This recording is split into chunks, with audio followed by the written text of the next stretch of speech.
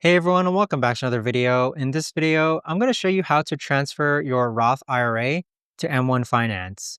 Now, this video is going to be particularly useful for individuals. Let's say that you want to start using M1 Finance and you have a traditional Roth IRA that you want to transfer over. How do you actually go ahead and move that over?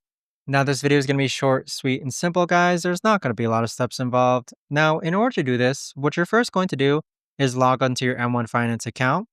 Then click on Invest on the bottom hand side. Next, click on the three lines on the upper left hand side. Then from here, you want to go and scroll all the way down to where it says Transfer an account to M1. So click on that. And then this is where you can either select an entire brokerage account or IRA, or part of a brokerage account or IRA, or your 401k.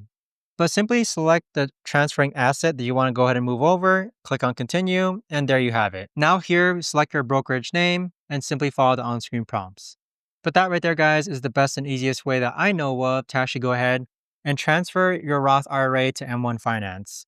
If you guys know of a better or easier way to actually do this, let me know in the comments down below. I would love to know. Thanks so much for watching, everyone, and I'll see you guys all in the next video.